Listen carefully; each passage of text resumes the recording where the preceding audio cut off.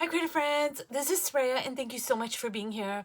So before I dive into the video today, which is going to be a background, I am going to just talk about my prompts that I posted for my last video because I just wanted to share this with you guys. I received a comment where somebody had this like absolutely brilliant idea and they said that they were going to use some of these prompts in regards to a book that they were reading, and it really opened up a door in my mind excuse me, because I thought, this is like such just a beautiful, deeper way of me trying to understand anything. So just say I want to understand the work of Dr. Estes in a deeper way, like, maybe one of her audiobooks or Women Who Run with the Wolves or whatever. Well, I just thought, like, you know what? I can actually make up prompts to dive deeper into anything, because when I write these prompts out, I can modify this for a book, for example, and I can get like into deeper and deeper layers of understanding, like truly, truly understanding something, like really on a deeper level. So I just wanted to share that with you guys because I just thought that was like so fascinating and just absolutely brilliant. So I just want to thank the person who left that comment because it just opened up so many new ways of me working as well. But anyways, I'm going to put this aside. And what I wanted to do today is, because I do this occasionally, which is why I have like 2 million backgrounds. I really do, you guys. I've got like so many backgrounds. I mean, it's kind of crazy. But every once in a while, I just want to make a background. I don't want to do anything, like I just want to like enjoy the way the paint moves across the page. I just want to enjoy a mark, a line. I don't want to think about anything too, oh, well, what does this mean? And what is the deeper layers? I love working like that. I love it. I love it. I love it. But sometimes I just need kind of a break, like I just need like a different kind of a way of working, and I love doing backgrounds. So what I'm gonna do is I just have these like pieces of, scraps of paper. This is my dictionary pages, and these have all been tea soaked, you guys, which I absolutely love. Ooh, I love that, love that. So, this is a piece of my own kind of collage that I, from a cheap line composition notebook. So I'm just gonna kind of lay down some pieces of scrap paper, and then I'm going to add some paints on top of it. And I just find that when I work this way, it really gives me kind of like a meditation, if you will. And then I'm not like, I love working in deep ways, you guys. I really honestly do. It excites me to no end. It challenges me. It's generally the way I feel the most comfortable working. That being said, I also just sometimes need a little bit of a meditation, a pause. Just like, oh, I just love the way this this text over here. I just love how it's vintage. It's like, been soaked in tea. So I just love that. Love, love, love, love, love, love, love that. And let me just move some of these off here.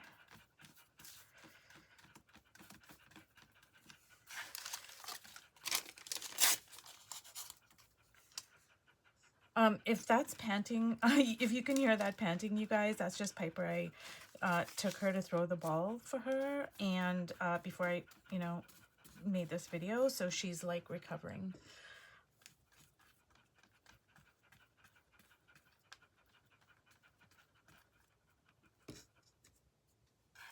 And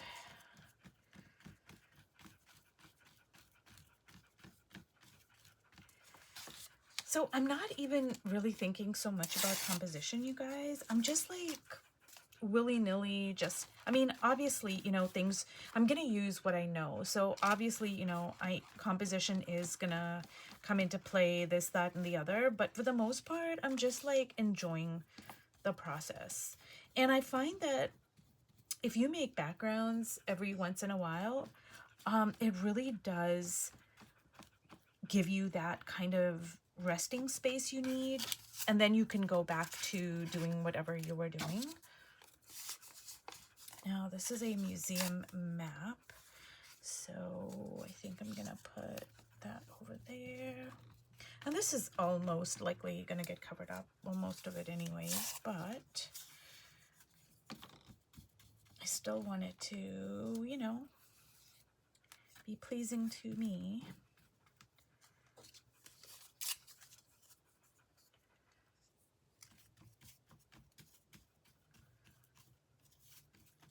And so I'm just kind of laying this collage down here, and I used to make a lot of time lapses of me doing this and posting it on my Instagram, and it is like, it's really weird.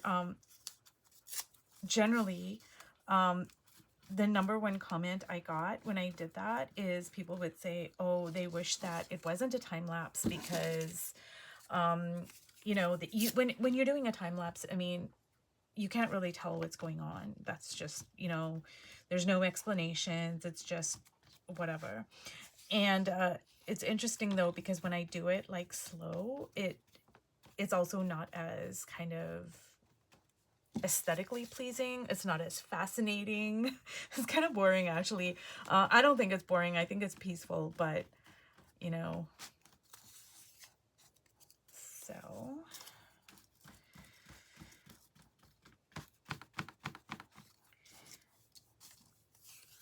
and just put that over there.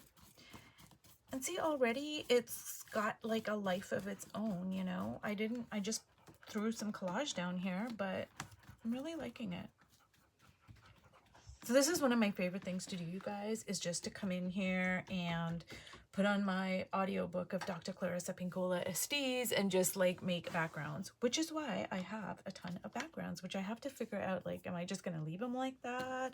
Am I going to do something with them at some point? Yeah. So now I have my blue Stabilo pencil, and I'm just going to kind of make some lines and marks. And this is what I mean about it being meditative. Like, obviously I'm recording right now, but just say I have my Dr. Estes audiobook going on, or music or whatever, and I'm just like making these lines and marks and dots and dashes, you know. It is so meditative. It's a meditation. It's playful meditation. And I think that's a really good way of looking at making backgrounds. And this is on Bristol paper, you guys, but you know, obviously you can use whatever you have. But it's just like a breath of fresh air.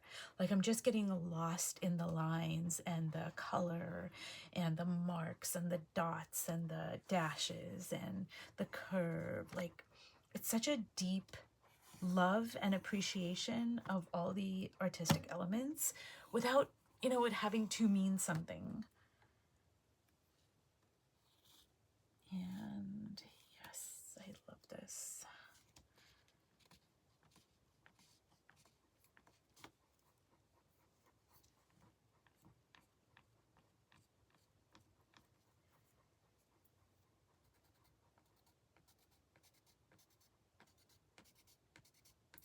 So I think I've talked about this before, you guys, but I'm just gonna say it again.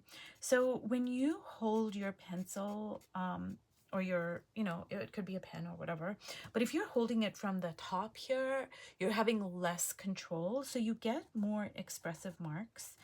But if you're holding it like over here, you have more control. So, you know, your marks are going to be like tighter. So, you know, it's good to experiment and to have varying marks. So see, like, because I'm holding it up here, I don't have as much control. So your marks just get to be like more like expressive, more, you know, this, more that, because they, you know, you don't have as much control.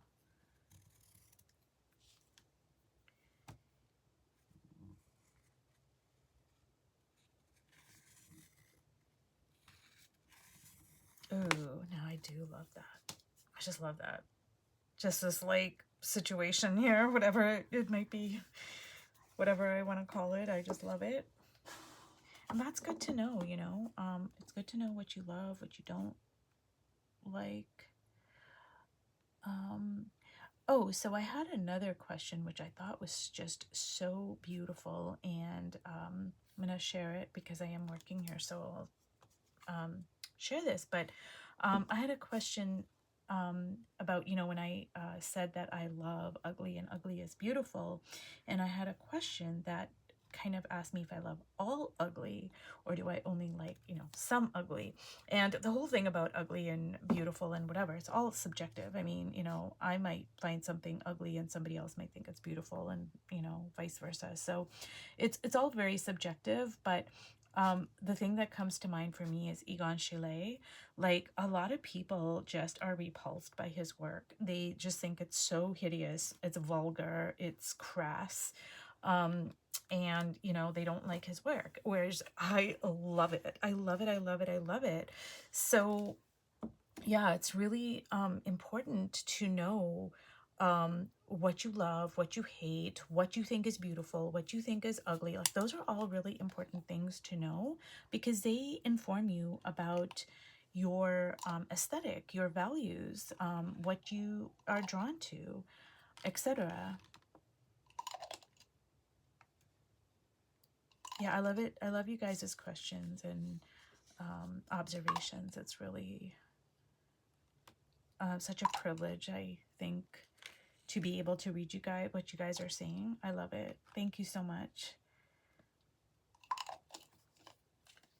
Now, I am going to spread some of this.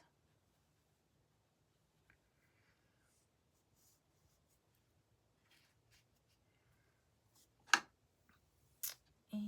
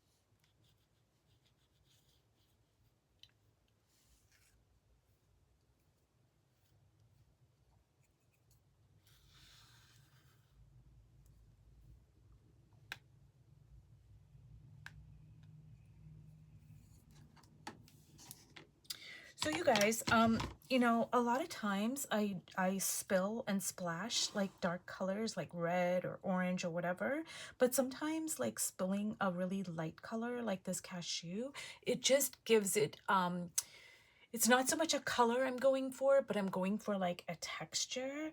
And when it dries, it doesn't look like much now, but when it dries, you can really get some beautiful effects. So for splashing colors, yeah, just experiment, you guys, and even try to splash like, see, like just try to splash some lighter colors as well. Like, look at that. It doesn't, like I said, it doesn't look like much now, but I'm just going to bring this up closer when the colors mix and what have you. And then when it dries, it really does create some beautiful effects. So I'm just going to leave this, you guys. I don't know if I'm going to make a part 2 for this particular video. I just love making backgrounds. I love it. I love it. I love it. And I think I'm going to call this video Playful Meditation, because honestly, that's what making backgrounds is. It's just such a playful, peaceful process. It's kind of addictive. So anyways, you guys, if you watched all the way to the end, thank you so much. And I will see you in my next video. Bye.